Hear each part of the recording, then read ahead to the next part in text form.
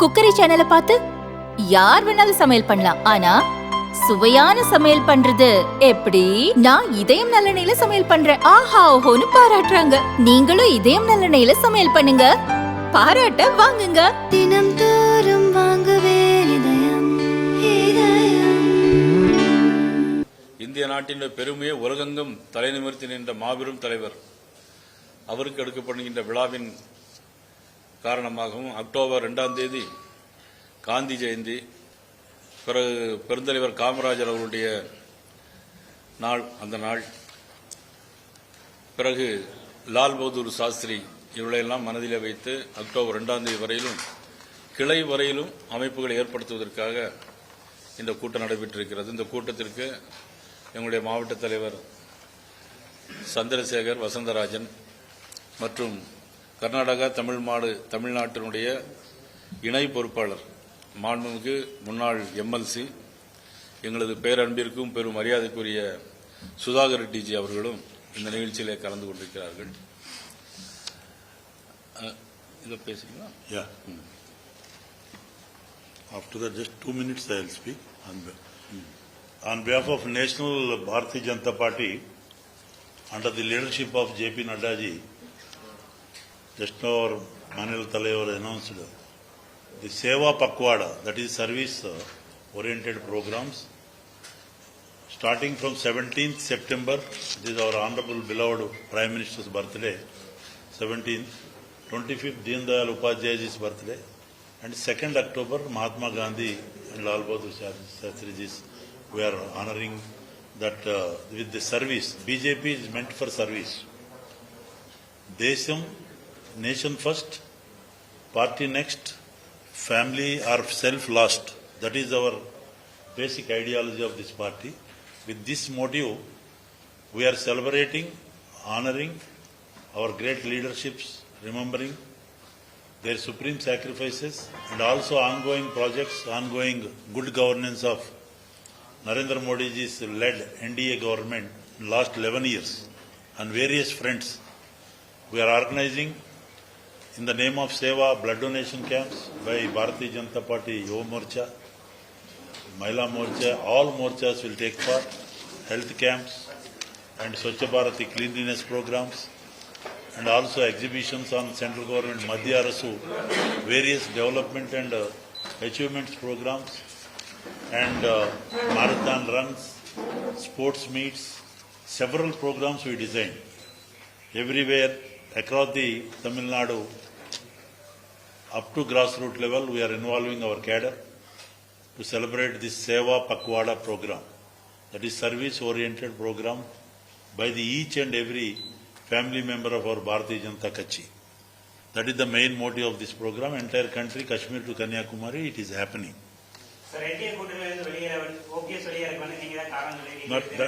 Let him speak, then he will give the answer. First I will say program I am briefing because important question also you will answer. And workshop today we are having with the various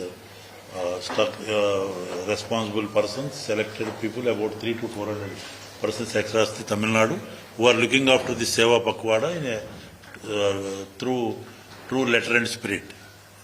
We are implementing this program.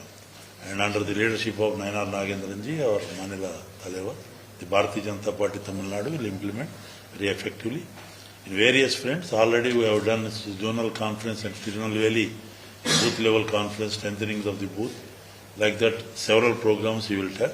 And this particular program, today we are meeting at Coimbatore on workshop. We are to galvanize and to give our cadre to strengthen the ideas of this program, to give a roadmap. We are meeting here. Now, Nayanarji will speak.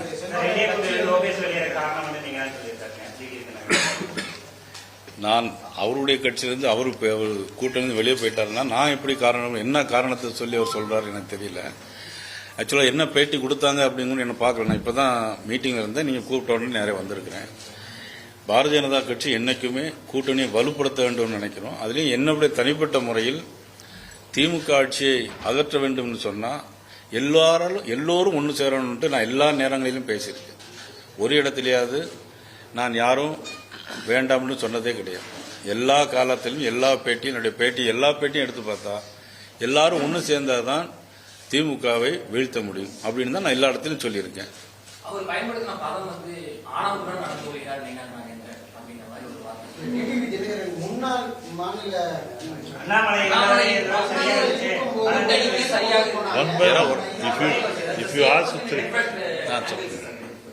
முன்னாள் மாநில தலைவர் அண்ணாமலை வந்து ஒருங்கிணைத்து கொண்டு போனார். ஆனா நயினார் நாகேந்திரன் ஒருங்கிணைத்து கொண்டு போல அப்படிங்கிறது குற்றச்சாட்டு. அது அவர் சொல்ல குற்றச்சாட்டுக்கு நம்ம எப்படி பொறுப்பேற்க முடியும்? ஒருத்தர் இருக்காங்கன்னா யார் வேணாலும் என்ன வேணாலும் சொல்லலாம். இப்போ வந்து பாராளுமன்ற தேர்தலில் வந்து பார்த்தீங்கன்னா டிடிவியோட கூட்டணியில் இருந்தோம். அதுக்கு முன்னாடி பார்த்தீங்கன்னா அதுக்கு முந்தைய இந்த சட்டமன்ற தேர்தலில் பார்த்தீங்கன்னா 165 இடத்துல போட்டி போட்டாங்க.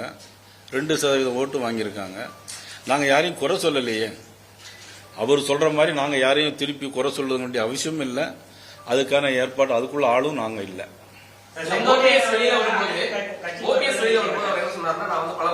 தொடர்பு கொண்டு அவர் வந்து எனக்கு உரிய இது கொடுக்கல, மரியாதை கொடுக்கல அப்படின்னு சொல்லி ஓபிஎஸ் சொன்னாரு. டிடிவி வெளியில வந்து அதே குற்றச்சாட்டு வேற மாதிரியா வச்சிருந்தாரு. அதெல்லாம் அது எதனால அப்படி சொல்றாங்கன்னு தெரியல. ஒருவேளை அவரு சொல்லி இவங்க சொல்றாங்களா, இவங்க சொல்லி அவங்க சொல்றாங்களான்னு எனக்கு தெரியல. அந்த குற்றச்சாட்டுக்கெல்லாம் நான் பொறுப்பேற்க முடியாது. எப்படிங்க?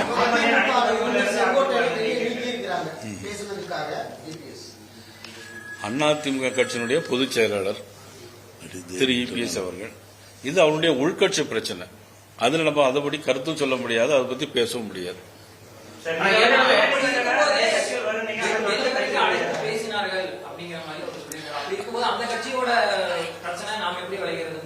எப்படிங்க? நேற்றுக்கு செங்கோட்டையன் பேசும்போது என்னை கூப்பிட்டு இது விவகாரம் பண்றப்பா டெல்லியில கூப்பிட்டு பேசினாங்க அப்படிங்கிற வார்த்தையும் சொல்லியிருந்தாங்க. அப்படி இருக்கும்போது அந்த கட்சியோட விவகாரம் நான் எப்படி இல்லை? என்னைக்குமே பாரதிய ஜனதா கட்சி அடுத்ததுல தலையிடாது.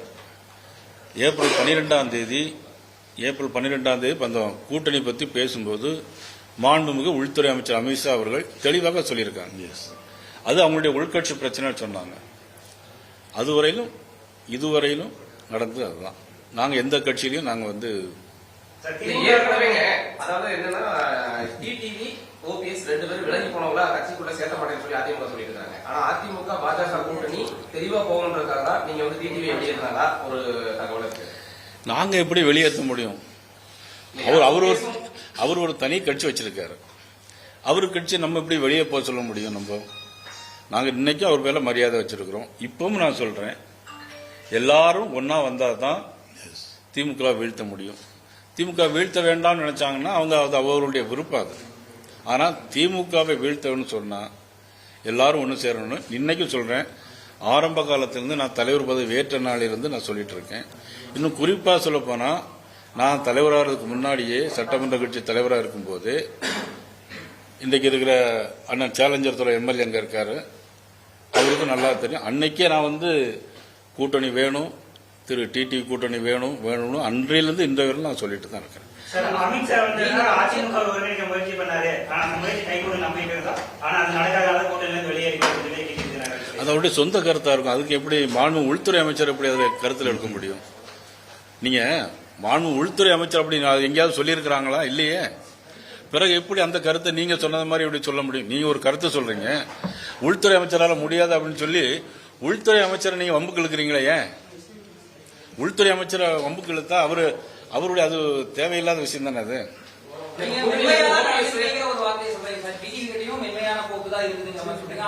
எனக்கு எப்பொழுது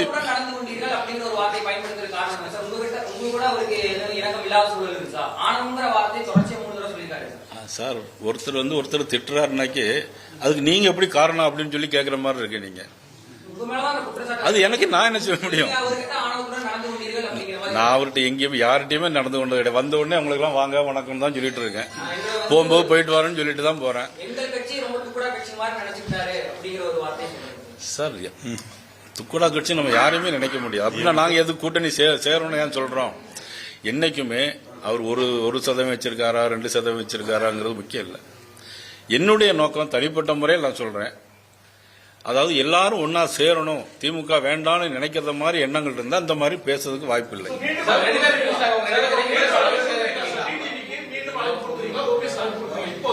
அதாவது என்ன பொறுத்த எல்லாரும் ஒன்னு சேரணும் சார். எல்லாரும் ஒண்ணு சேர்ந்தாதான் திமுக வெல்ல சார். அது அது அவருடைய கட்சி. உங்க வீட்டுல ஒரு பிரச்சனை நடக்கு, அது நான் எப்படி தலையிட முடியும்? அதாவது சார் நீங்க சொல்லுது எனக்கு புரியவில்லை. எனக்கு எப்படின்னா அது அவங்களுடைய இல்ல இல்ல ஒன் பை ஒன். ஆமா சார், அது அவருடைய கட்சி பிரச்சனைன்னு சொன்னா மறுபடியும் அதே நீங்க திருப்பி ரிப்பீட் பண்றீங்க. யாருங்க ஏற்கனவே பிரிஞ்சிருந்தவங்க எல்லாம் ஒண்ணு சேரணும் அப்படின்னு சொல்லி அமித்ஷா இந்த கட்சியை ஒருங்கிணைக்கிறதுக்கு நிறைய பாடுபட்டாருன்னு சொல்லி ஓபிஎஸ் வெளிப்படையாவே சொல்லியிருந்தாரு. அது எனக்கு தெரியாது. அவரும் மாண்பு உள்துறை அமைச்சர் என்ன பேசினாங்கன்னு எனக்கு தெரியாது. இல்ல அதாவது எனக்கு புரியல. அது நீங்க கேட்கிற கேள்வினா ஒருதலை பட்சமா கேட்கறீங்க. அப்படி பண்ண முடியாது. ஒரு கட்சி அதனுடைய பொதுச் செயலாளர் அதாவது அதனுடைய கருத்து சொல்ல முடியாது. இப்போ அதனுடைய கருத்து அவருடைய கருத்தை சொல்ல முடியாது. என்னுடைய கருத்தை உங்க மீது நான் திணிக்க முடியாது. இப்போ ஓபிஎஸ் சரி டிடிவி சரி கூட்டணியில இருந்து வெளியே போயிட்டாங்க. மீண்டும் அவர்களை இணைப்பதற்கான முயற்சியில பாஜக தமிழக தலைமை முயற்சி செய்யும். அதாவது அது எங்களுடைய அகில இந்திய தலைமை முடிவு செய்யும். ஆனால் அவர்கள் வந்தால் நல்லது. அவர்கள் வந்தால் வர வேண்டும் தான் சொல்றேன். வர வேண்டும் ஒரு கருத்தை நீங்க வெளியே சொல்றீங்க, அதே தனிப்பட்ட முறையில் அவங்க கட்சிகளுக்கு அழைப்பு கொடுப்பீங்களா? என்ன தனிப்பட்ட முறையில் சொல்றேன், இந்த கூட்டத்திலே சொல்றேன். திமுக வர வேண்டாம், அவங்க என்ன இருந்தால் அவர்கள் வர வேண்டும். இங்கே நான் வரவேற்கிறேன். இன்னும் 8 மாசம் இருக்க தேர்தலுக்கு ஏன் அவசரப்படுறீங்க சார்? அதெல்லாம் வரும் சார். நீங்க எதிர்கட்சி விமர்சனத்தை தாங்கினா தானே சார் வளர முடியும். பழுத்து மரம் தானே சார் கல்லறி படும். வரட்டும் 7 மாசம் இருக்கு. இன்னும் உங்களுக்கு 7 மாசம் இருக்கு சார். ரொம்ப அவசரப்படாதீங்க நீங்க.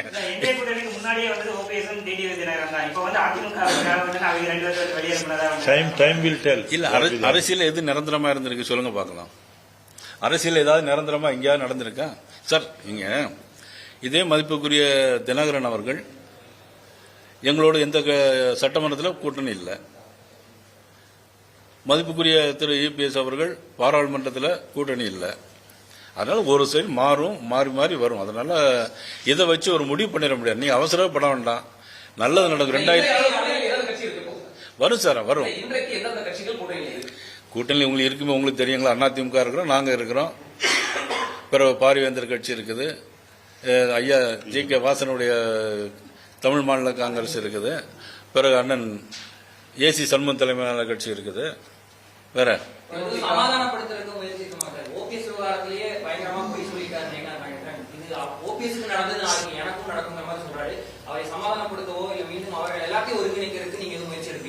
கண்டிப்பா நான் முயற்சி எடுப்பேன். அது எனக்கு தெரியாது. அவங்கள்ட்ட தான் கேட்கணும். நீங்க அந்த நிபந்தனையை சொல்லுங்க. அந்த நிபந்தனையை நயினார் நாகேந்திரன் கேட்டு நான் திருப்பி உங்கள்ட்ட வாரேன்னு சொல்லுங்க. அந்த நிபந்தனையை வச்சு நான் ஒரு வீட்டிலே வேணாலும் போய் கேட்கறேன். சார் ஒன்னு தெரிஞ்சுடுங்க. அதாவது புகைச்சல் சாதகமா இருக்குமா இல்லையா ரெண்டாவது விஷயம். இன்னைக்கு தமிழ்நாட்டில் இருக்கக்கூடிய விஷயங்களை நீங்களாம் தயவு செய்து உங்களுக்கு தெரியும். அதாவது இன்னைக்கு நடக்கக்கூடிய பாலியல் வன்கொடுமைகள் எத்தனை 24 லாக்அப் டெத்து, 24 லாக்அப் டெத்து. எல்லா இடத்துலயும் எல்லா இடங்கள்லயும் என்ன நடக்குது? போதைப் பொருள்கள். அதுக்கு பிறகு எல்லாம் அடிபட்டு இன்னைக்கு நேற்று கூட ஒரு திமுக அது டிஜிபி ஆபீஸ்க்கு முன்னாடி திமுக கூட்டணியில் ஒரு கட்சி ஆளை அடிக்கிறாங்க. கேமராவில் பதிவாகுது. இன்னைக்கு வரை எஃப்ஐஆர் போடல.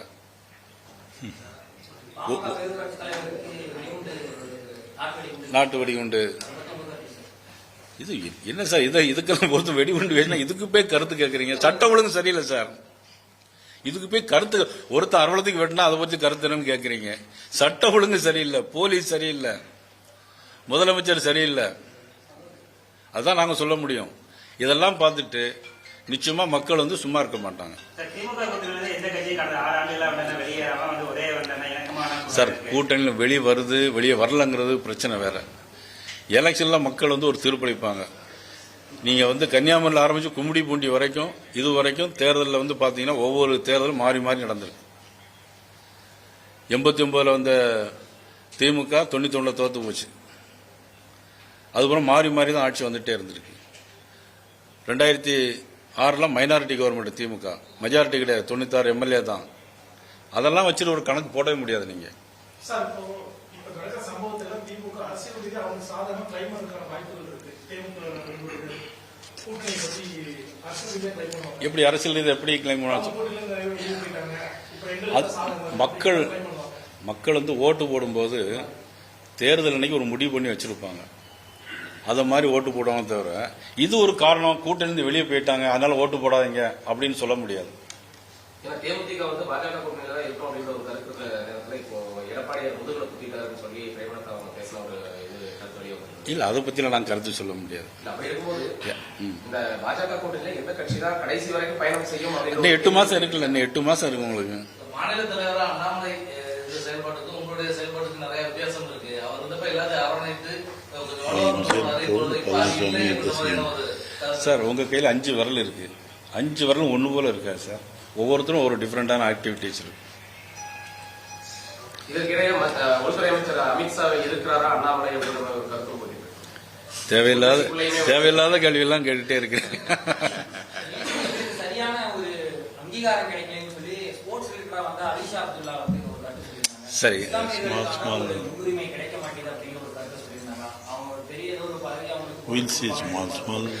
individual reactions. ஒரு முன்னுரிமையோ ஒரு அங்கீகாரமோ கிடைக்கலைங்கிற ஒரு குற்றச்சாட்டு வச்சிருக்காங்க. சார், வேலூர் இப்ராஹிம் எங்கள்கிட்ட இருக்காரு, மாவட்டந்தோறும் மாவட்டத்தில் இருக்காங்க. அதுல ஒருத்தர் போயிட்டதுனால அதாவது ஒரு குற்றச்சாட்டு அதை பெருசா எடுத்துட்டு பேச வேண்டியது இவ்வளவு பெரிய பிரஸ் மீட்ல அது தேவையில்லைன்னு நினைக்கிறேன் நான். சசிகலா இவங்க எல்லாமே தனித்திருக்கக்கூடிய நிலையில தென் மாவட்டங்கள்ல வந்து உங்க கூட்டணியால எந்த அளவுக்கு நீங்க ஏன் தென் மாவட்டங்கள்னு குறிப்பிடுறீங்க? அப்ப அவங்களுக்கு நீங்களா அவங்களுக்கு வட மாவட்டத்தில் செல்வாக்கு இல்லைன்னு சொல்ற மாதிரி இருக்கு. எதனால நீங்க தென் மாவட்டம் இல்ல, நீங்க எதனால எனக்கு தென் மாவட்டங்கள்ல கட்சியினுடைய நிலை என்ன அப்படின்றது எல்லாருக்குமே தெரியும் அப்படின்ற ஒரு வார்த்தையை அது எனக்கு தெரியல. அது தென் மாவட்டங்கள் என்னன்னு எதை மீன் பண்ணி நீங்க பேசுறீங்கன்னு எனக்கு தெரியல.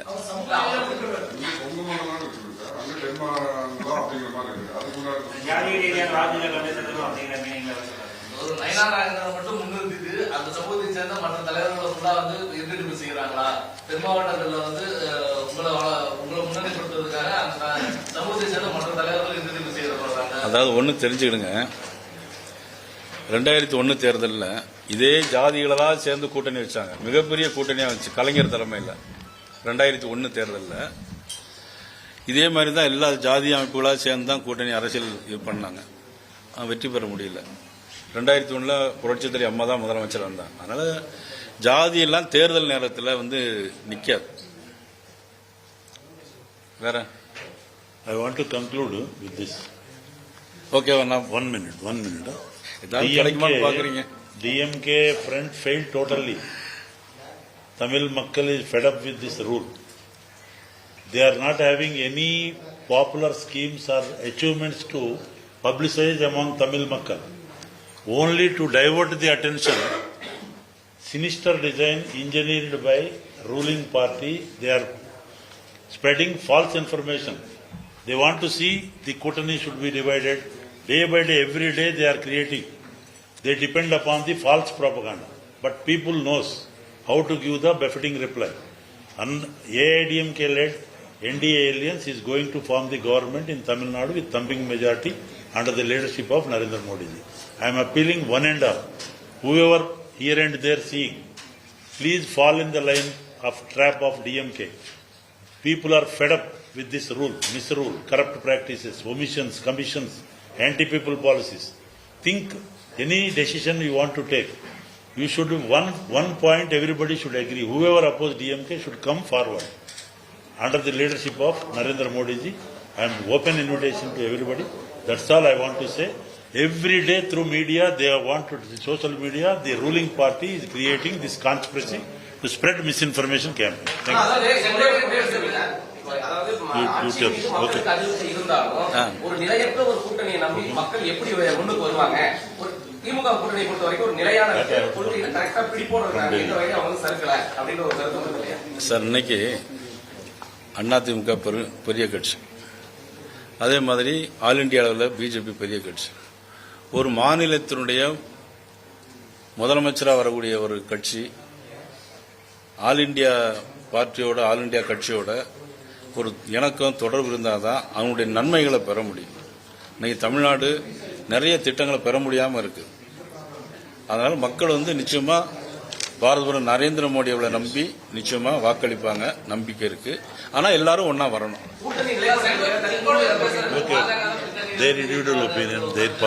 உறுதியா சொல்றேன், பாரதிய ஜனதா கட்சி யாருக்கும் பின்னாலே இல்ல, யாரையும் அப்படி தவறான முறையில் இயக்குவது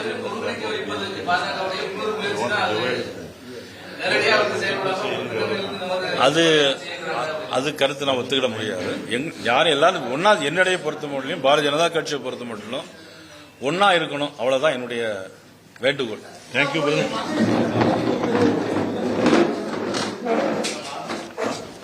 சொல்லுங்க.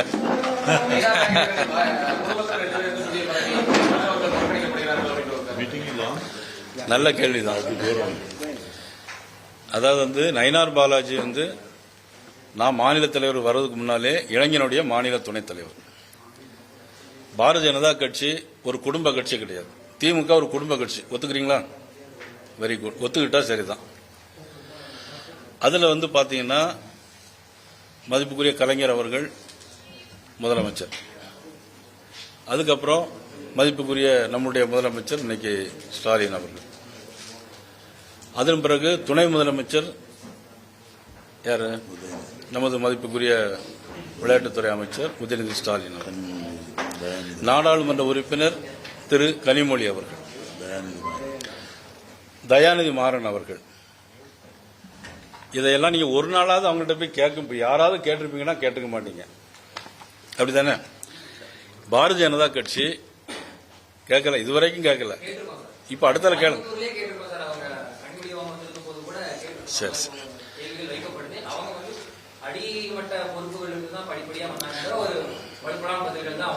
இல்ல, அதே மாதிரி இப்ப நான் வர்றதுக்கு முன்னாடியே இளைஞனுடைய மாநில துணைத் தலைவர். பாரதிய ஜனதா கட்சி எங்களுடைய குடும்ப கட்சி கிடையாது, இது அகில இந்திய கட்சி.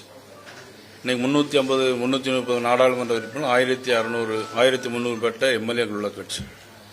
என்னுடைய பதவி காலமே 3 வருஷம் தான், 5 மாசம் ஓடிடுச்சு, இன்னும் 2 வருஷம் தான். ஒரு அகில இந்திய தலைமை நினைச்சா அவங்க கூட்டி தரலாம். ஆனால் இந்த கட்சி யாருக்கும் சாதகமான கட்சி கிடையாது.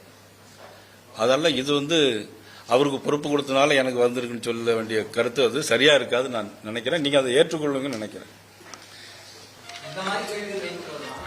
அமித்ஷாவின் மகன் ஜெய்பால் விளையாட்டுத்துறை சார்ந்த ஒரு பதவிக்கு நேரடியாக எப்படி வருகிறார்? அவர் விளையாட்டு வீரரா, முன்னாள் விளையாட்டு வீரராங்கிற அரசியல் திமுக அரசியல் ரீதியா இல்லாம கூட அரசியல் இருக்கிறவங்களுக்கு இந்த நாட்டுல அதிக பேர் ஃபாலோ பண்ணக்கூடிய ஒரு விளையாட்டுல பிசிசிஐல ஒரு முக்கிய பொறுப்பு வழங்கப்படுது. இவ்வளவு நாள் கிரிக்கெட் விளையாடியவரா அப்படிங்கிற ஒரு இப்ப தமிழ்நாட்டில் பாத்தீங்கன்னா மதிப்புக்குரிய முன்னாள் அமைச்சர் பொன்முடி அவருடைய மகன் எதுல இருக்காரு?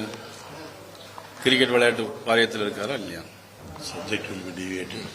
ஓகேவா?